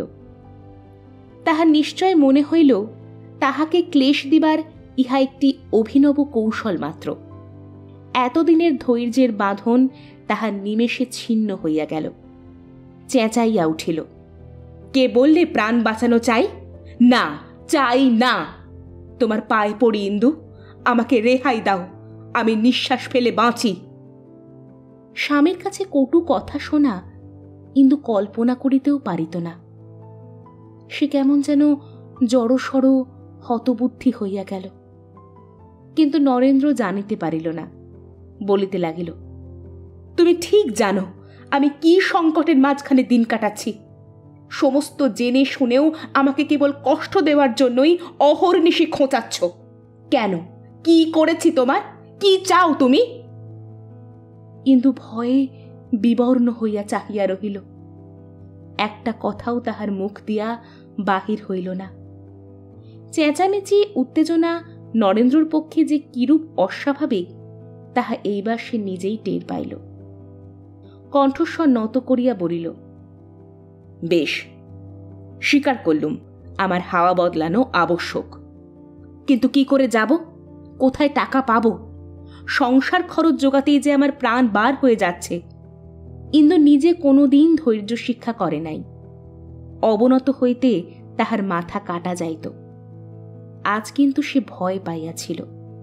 নম্রকণ্ঠে কহিল, টাকা নেই বটে, কিন্তু অনেক টাকার গয়না তো আমাদের আছে।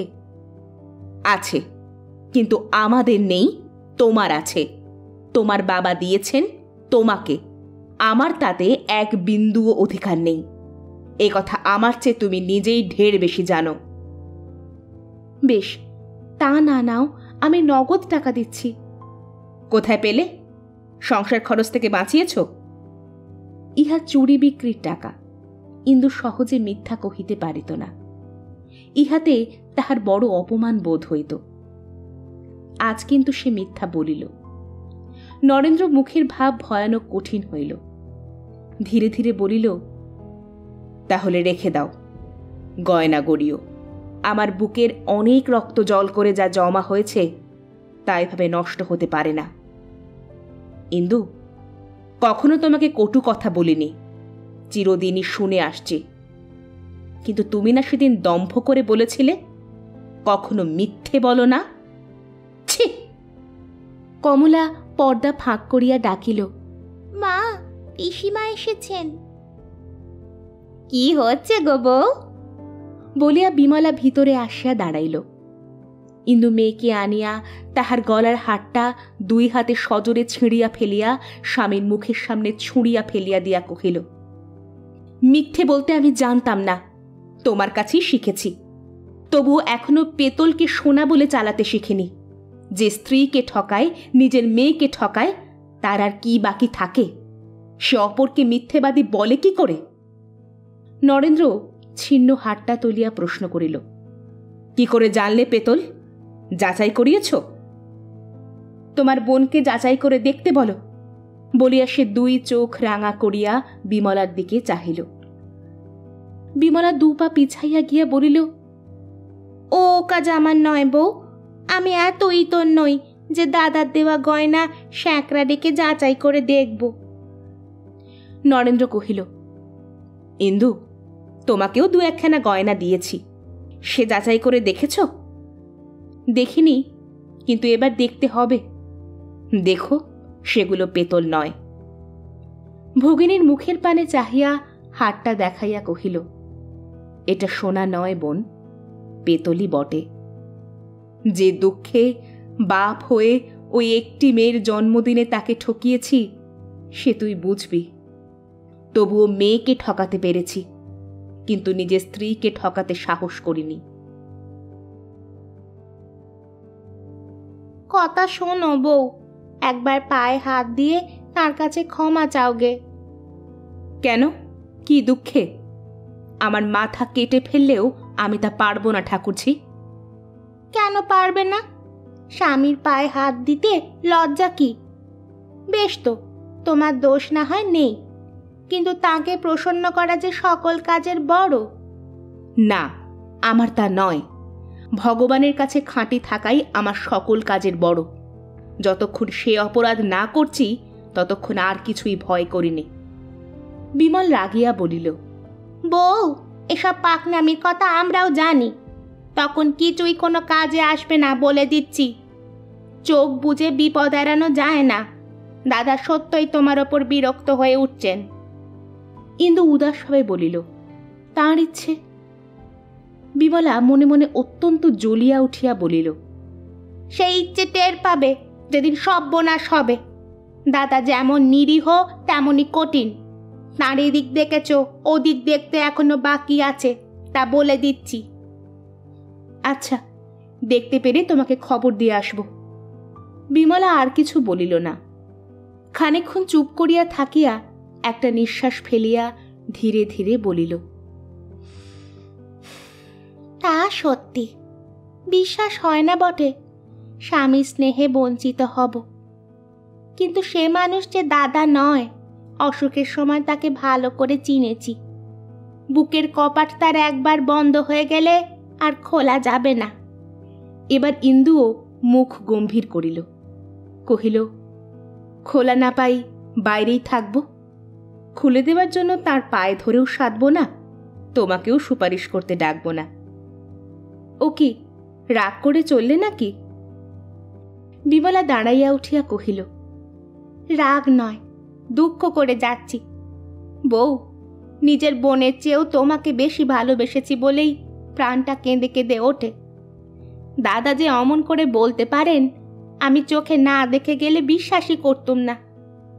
ইন্দু হঠাৎ একটু হাসিয়া বলিল, হত বক্তৃতা আর কখনো তার মুখে শুনবে না। বক্তৃতা তুমিও কিছু কম করনি বউ, তবে তিনি যে আর কখনো করবেন না তা আমারও মনে হয়। এক কথা 100 বার বলার লোক তিনি নন। ইন্দু আবার হাসিয়া বলিল, সেও বটে, তবে আরেকটা গুরুতর কারণ ঘটেছে, যাতে আর কোনো দিন স্বপ্নেও চোখ রাঙাতে সাহস করবেন না। আমার বাবার চিঠি পেলুম, তিনি আমার নামে 10,000 টাকা উইল করে দিয়েছেন। কি বলো ঠাকুরজি, পায়ে ধরবার আর দরকার আছে বলে মনে হয়? বিমলার মুখ যেন আরো অন্ধকার হইয়া গেল। বলিল, বউ, এর পূর্বে কখনো তোমাকে তিনি চোখ রাঙাননি। যা করে তাকে ফেলে রেখে তুমি মেদিনীপুরে গিয়াছিলে সে আমি তো জানি, কিন্তু তবুও কোনোদিন এতটুকু তোমার নিন্দে করেননি। হাসি মুখে তোমার সমস্ত দোষ আমার কাছেও ঢেকে রেখেছিলেন। সে কি তোমার টাকার লোভে? বউ, শ্রদ্ধা ছাড়া ভালোবাসা থাকে না। যে জিনিস তুমি তেজ করে হেলায় হারাচ্ছ সেদিন টের পাবে যেদিন যথার্থই হারাবে। কিন্তু এই একটা কথা আমার মনে রেখো বউ, আমার দাদা অত নীচ নয়। আর না, সন্ধ্যা হয়, চললুম। কাল পরশু একবার সময় হলে আমাদের বাড়ি এসো। আচ্ছা বলিয়া ইন্দু পিছনে পিছনে সদর দরজা পর্যন্ত আসিয়া উপস্থিত হইল। তাহার মৃদু পদশব্দ বিমলা যে শুনিয়াও শুনিল না তাহা সে বুঝিল। গাড়িতে উঠিয়া বসিলে মুখ বাড়াইয়া চিরদিন এই দুটি সখী পরস্পরকে নিমন্ত্রণ করিয়া হাসিয়া কপাট বন্ধ করে। আজ গাড়িতে ঢুকিয়াই বিমলা দরজা টানিয়া দিল। ঘরে ফিরিয়া আসিয়া ইন্দু কমলাকে বুকের কাছে টানিয়া লইয়া শুইয়া পড়িল। বিমলা চলিয়া গেল, কিন্তু তাহার খরতপ্ত কথাগুলা রাখিয়া গেল। ইহার উত্তাপ যে কত এইবার ইন্দু টের পাইল। এই তাপে তাহার অহংকারের অভ্রভেদী তুষারস্তূপ যতই গলিয়া বাহিরে যাইতে লাগিল, ততই এক একটি নূতন বস্তু তাহার চোখে পড়িতে লাগিল। এত কাদামাটি আবর্জনা, এত কর্কশ কঠিন শিলাখণ্ড যে এই ঘনীভূত জলতলে আবৃত হইয়াছিল তাহা সে তো স্বপ্নেও ভাবে নাই। হঠাৎ তাহার অন্তরের ভিতর হইতে কে যেন জিজ্ঞাসা করিয়া বলিল, এ কেমন হয় ইন্দু, যদি তিনি মনে মনে তোমাকে ত্যাগ করেন? তুমি কাছে গিয়ে বসলেও যদি তিনি ঘৃণায় সরে বসেন? তাহার সর্বাঙ্গ কাঁটা দিয়া উঠিল। কমলা কহিল, কি মা? ইন্দু তাহাকে সজোরে বুকে চাপিয়া ধরিয়া তাহার মুখে চুমা খাইয়া বলিল, তোর পিসিমা এত ভয় দেখাতেও পারে? কিসের ভয় মা? ইন্দু আরেকটি চুমা খাইয়া বলিল, কিছু না মা, সব মিথ্যে, সব মিথ্যে। যা তো মা, দেখে আয় তো তোর বাবা কি করছেন। মেয়ে ছুটিয়া চলিয়া গেল। আজ 2 দিন স্বামী স্ত্রীতে একটা কথাও হয় নাই। কমলা ফিরে আসিয়া বলিল, বাবা চুপ করে শুয়ে আছেন। চুপ করে? আচ্ছা তুই শুয়ে থাক মা, আমি দেখে আসি বলিয়া ইন্দু নিজে চলিয়া গেল। পর্দার ফাঁক দিয়া দেখিল তাই বটে, তিনি ওপরের দিকে চাহিয়া সোফায় শুয়ে আছেন। মিনিট 5-6 দাঁড়াইয়া দেখিয়া ইন্দু ফিরিয়া আসিল। আজ প্রবেশ করিতে সাহস হইল না দেখিয়া সে নিজেই ভারী আশ্চর্য হইয়া গেল। কমলা। কি মা? তোর বাবার বোধহয় খুব মাথা ধরেছে, যা মা বসে বসে একটু মাথায় হাত বুলিয়ে দেগে। মেয়েকে পাঠাইয়া দিয়া ইন্দু নিজে আড়ালে দাঁড়াইয়া উদ্গ্রীব হইয়া দুজনের কথাবার্তা শুনিতে লাগিল। কন্যা প্রশ্ন করিল, কেন এত মাথা ধরেছে বাবা? পিতা উত্তর দিলেন, কই ধরেনি তো মা? কন্যা পুনরায় জিজ্ঞাসা করিল, মা বললেন যে খুব ধরেছে। পিতা কিছুক্ষণ চুপ করিয়া কন্যার মুখের পানে চাহিয়া রহিলেন। একটু পরে বলিলেন, তোমার মা জানে না। পর্দা ঠেলিয়া ইন্দু সহজভাবে ঘরে ঢুকিল। টেবিলের আলোটা কমাইয়া দিয়া কহিল, রোগা শরীরে এত পরিশ্রম কি সহ্য হয়? যা তো মা কমলা, ও ঘর থেকে ওডিকোলনের শিশিটা নিয়ে আয়, আর রামটহলকে একটু বরফ কিনে আনতে বলে দে। মেয়েকে তুলিয়া দিয়া শিয়রে আসিয়া বসিল। চুলের মধ্যে হাত দিয়া বলিল, আগুন উঠছে যেন। নরেন্দ্র চোখ বুজিয়া রহিল, কিছুই বলিল না। ইন্দু নীরবে মাথায় হাত বুলাইয়া দিতে দিতে ঈষৎ ঝুঁকিয়া সস্নেহ কণ্ঠে জিজ্ঞাসা করিল, আজ বুকের ব্যথাটা কেমন আছে? তেমনই। তবে এই যে রাগ করে দুদিন ওষুধ খেলে না, বেড়ে গেলে কি হবে বলো তো? নরেন্দ্র চোখ মেলিয়া শ্রান্ত কণ্ঠে বলিল, আমার শরীরটা ভালো নেই, একটু চুপ করে থাকতে চাই ইন্দু। এই কথার এই জবাব! ইন্দু তড়িৎ বেগে উঠিয়া দাঁড়াইয়া বলিল, তাই থাকো, আমার ঘাট হয়েছে তোমার ঘরে ঢুকেছিলুম। দ্বারের কাছে আসিয়া হঠাৎ দাঁড়াইয়া বলিল, নিজের প্রাণটা নষ্ট করে আমাকে শাস্তি দিতে পারবে না। এই চিঠিখানা পড়ে দেখো, বাবা আমাকে 10,000 টাকা উইল করে দিয়েছেন। বলিয়া বাঁ হাতের চিঠিটা সোফার দিকে ছুঁড়িয়া ফেলিয়া দিয়া বাহিরে আসিয়া দাঁড়াইল। তারপরে মুখে আঁচল গুঁজিয়া কান্না চাপিতে চাপিতে নিজের ঘরে ঢুকিয়া দ্বার বন্ধ করিয়া শুইয়া পড়িল। কথা সহিতে, হার মানিতে সে শিখে নাই, অনেক নারী শিখে না। তাই আজ তাহার সমস্ত সাধু সংকল্পই ব্যর্থ হইয়া গেল। সে কি করিতে গিয়া কি করিয়া ফিরিয়া আসিল।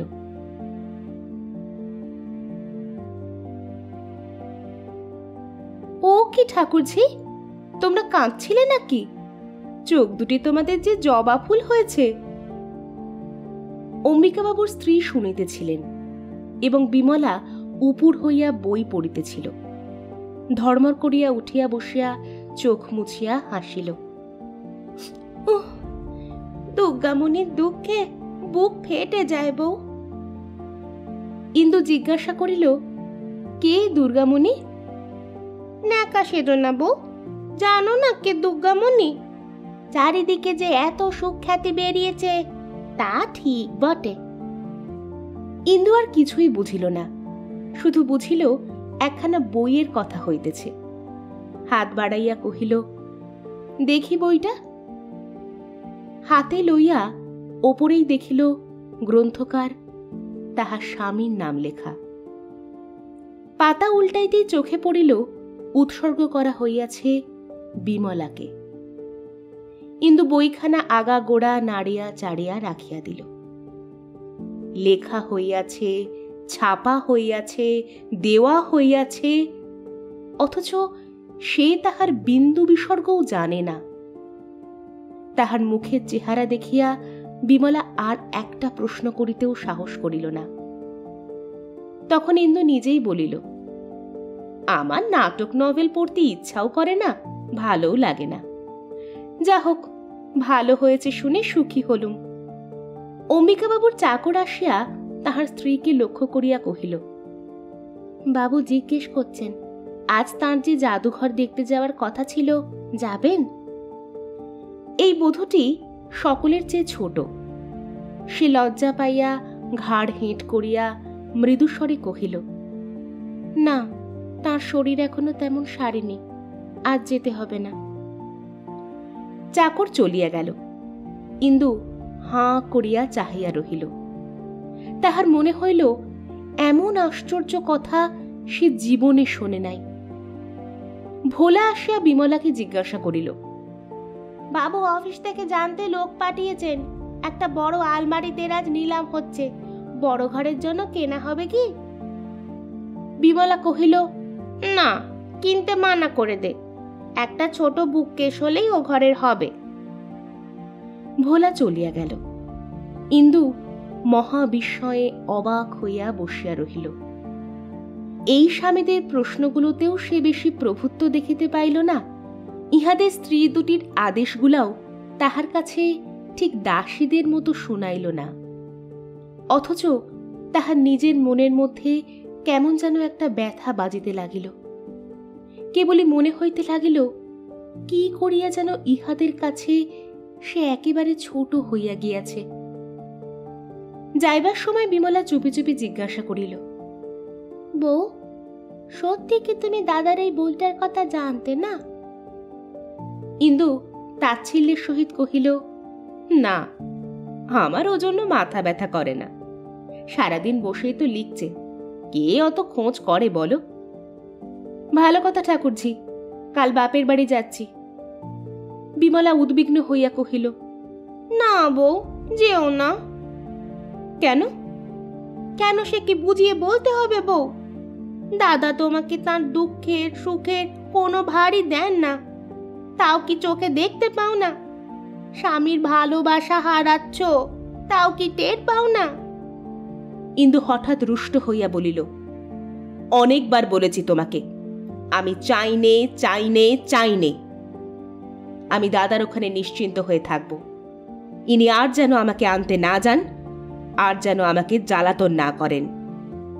এবার বিমলাও ক্রুদ্ধ হইয়া উঠিল, কহিল, এসব বড়াই পুরুষ মানুষের কাছে করো বউ, আমি তো মেয়ে মানুষ, আমার কাছে করো না।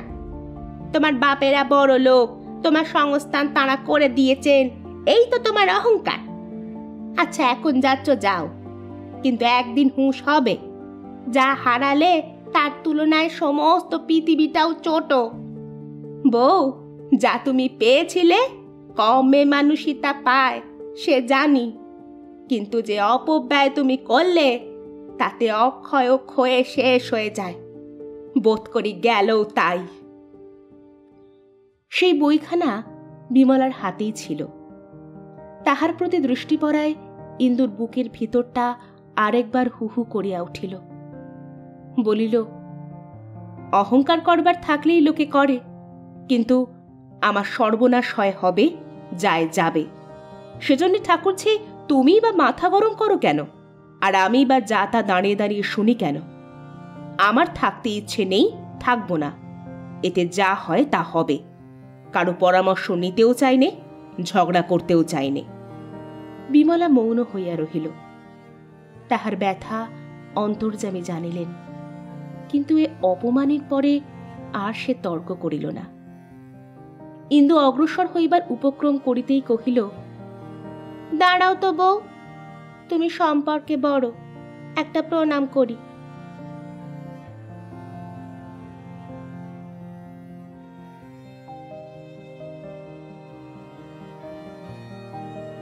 সেদিন সন্ধ্যা হইতেই সমস্ত আকাশ ছাপিয়া মেঘ করিয়া বৃষ্টি পড়িতে লাগিল। ইন্দু মেয়ে লইয়া বিছানায় আসিয়া শুইয়া পড়িল। আজ তার ছোট ভগ্নিপতি আসিয়াছিলেন। পাশের ঘর হইতে তাহাকে খাওয়ানো দাওয়ানো গল্পগুজবের অস্ফুট কলধ্বনি যতই ভাসিয়া আসিতে লাগিল, ততই কিসের অব্যক্ত লজ্জায় তাহার বুক ভরিয়া উঠিতে লাগিল। 3 মাস হইতে চলিল সে মেদিনীপুরে আসিয়াছে, ছোট ভগিনীও আসিয়াছে। তাহার স্বামী এই 2 মাসের মধ্যেই শান্তিপুর হইতে অন্তত 5-6 বার আসা যাওয়া করিলেন, কিন্তু নরেন্দ্র একটি বারও আসিলেন না, একখানা চিঠি লিখিয়াও খোঁজ করিলেন না। কিছুদিন হইতে ব্যাপারটার উপর সকলেরই দৃষ্টি পড়িয়াছে এবং প্রায়ই আলোচনা হইতেছে। ছোট ভগ্নিপতির ঘরে সকলের সম্মুখে পাছে এই কথাটাই উঠিয়া পড়ে, এই ভয়েই ইন্দু অসময় পলাইয়া ঘরে ঢুকিয়াছিল। স্বামী আসেন না, তাহার অবহেলায় বেদনা কত, সে ইন্দুর নিজের কথা, সে যাক, কিন্তু ইহাতে এত যে ভয়ানক লজ্জা, এই কথা সে তো একদিনও কল্পনা করে নাই। ভ্রূণ হত্যা, নরহত্যার মতো এ যে কেবল লুকাইয়া ফিরিতে হয়, মরিয়া গেলেও যে কাহারও কাছে স্বীকার করা যায় না স্বামী ভালোবাসেন না। এতদিন স্বামীর ঘরে স্বামীর পাশে বসিয়া তাহাকে টানিয়া পিটিয়া নিজের সম্ভ্রম ও মর্যাদা বাড়াইয়া তুলিতেই সে অহরহ ব্যস্ত ছিল, কিন্তু এখন পরের ঘরে চোখের আড়ালে সমস্তই যে ভাঙিয়া ধসিয়া পড়িতেছে, কি করিয়া সে খাঁড়া করিয়া রাখিবে? আজ ভগ্নিপতি আসার পর হইতে যে কেহ তাহার পানে চাহিয়াছে, তাহার মনে হইয়াছে তাহাকে করুণা করিতেছে। কমলাকে কেহ তাহার পিতার কথা জিজ্ঞাসা করিলে ইন্দু মরমে মরিয়া যায়। বাড়ি ফিরিবার প্রশ্ন করিলে লজ্জায় মাটিতে মিশিতে চায়।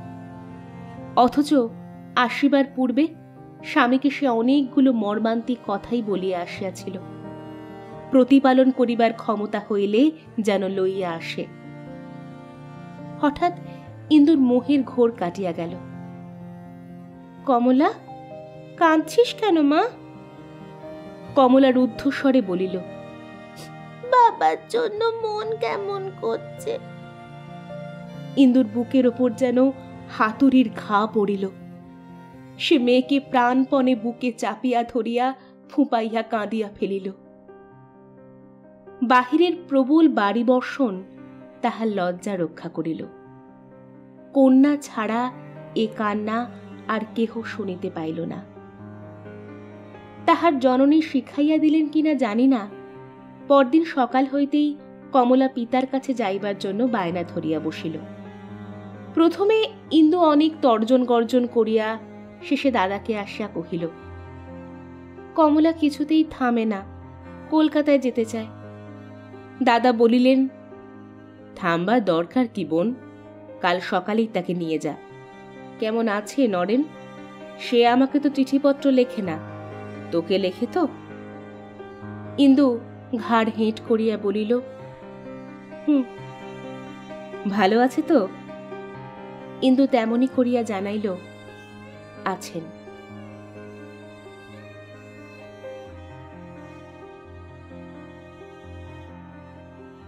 বিমলা অবাক হইয়া গেল। কখন এলে বউ? এই আসছি। ভৃত্য গাড়ি হইতে ইন্দু তোরঙ্গ নামাইয়া আনিল। বিমলা দারুণ বিরক্তি কোনো মতে চাপিয়া কহিল, বাড়ি যাওনি? না, শুধু কমলাকে সম্মুখ থেকে নামিয়ে দিয়ে এসেছি।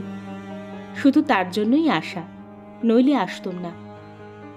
বিমলা নিঃশ্বাস ফেলিয়া বলিল, না এলে ভালো করতে বউ, ওখানে তোমার আর গিয়েও কাজ নেই। ইন্দুর বুকের ভিতরটা ধরাস করিয়া উঠিল। কেন ঠাকুরছি?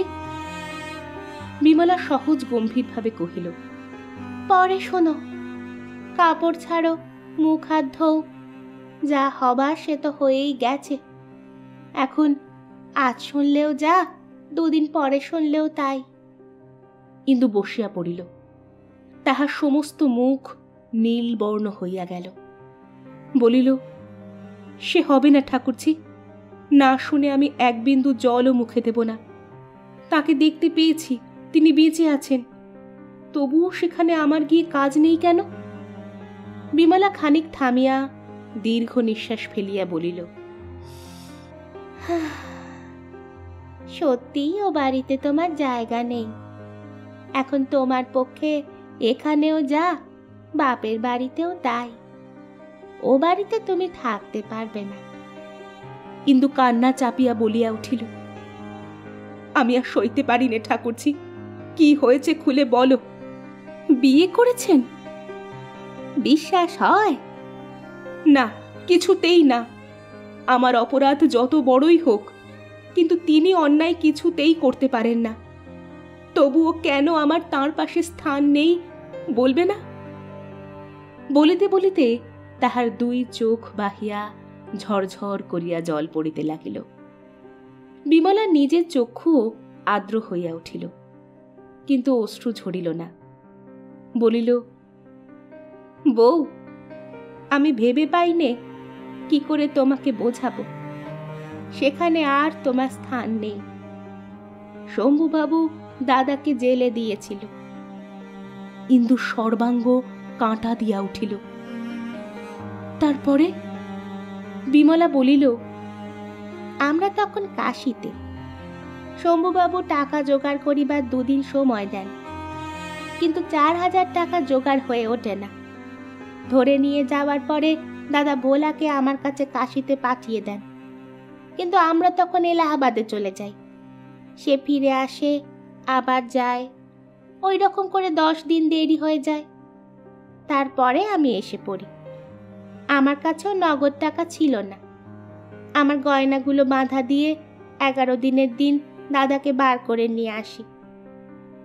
তোমারও তো 4-5 হাজার টাকার গয়না আছে বউ, মেদিনীপুরও দূর নয়। তোমাকে খবর দিতে পারলে এ সব কিছুই হতে পারত না। দাদা বরং 10 দিন জেল ভোগ করলেন, কিন্তু তোমার কাছে হাত পাতলেন না। আর তোমার তার কাছে গিয়ে কি হবে? অনেক সুখী তো তাকে তুমি দিলে, এবার মুক্তি দাও। তিনিও বাঁচুন, তুমিও বাঁচো। ইন্দু এক মুহূর্ত মাথা হেঁট করিয়া বসিয়া রহিল। তাহার পরে একে একে গায়ে সমস্ত অলঙ্কার খুলিয়া ফেলিয়া বিমলার কাছে ধরিয়া দিয়া বলিল, এই নিয়ে তোমার নিজের জিনিস উদ্ধার করে এনো ঠাকুরজি। আমি তার কাছে চললুম, তুমি বলছো স্থান হবে না, কিন্তু আমি বলছি এইবারেই আমার তাঁর পাশে যথার্থ স্থান হবে। যা এতদিন আমাকে আলাদা করে রেখেছিল, এখন তাই তোমার কাছে ফেলে দিয়ে আমি নিজের স্থান নিতে চললুম। কাল একবার যেও ভাই, গিয়ে তোমার দাদা আর বউকে দেখে এসো। চললুম বলিয়া ইন্দু গাড়ির জন্য অপেক্ষা না করিয়াই বাহির হইয়া গেল। ওরে ভোলা, সঙ্গে যা বলিয়া বিমলা চোখ মুছিয়া পিছনে পিছনে দরজায় আসিয়া দাঁড়াইল।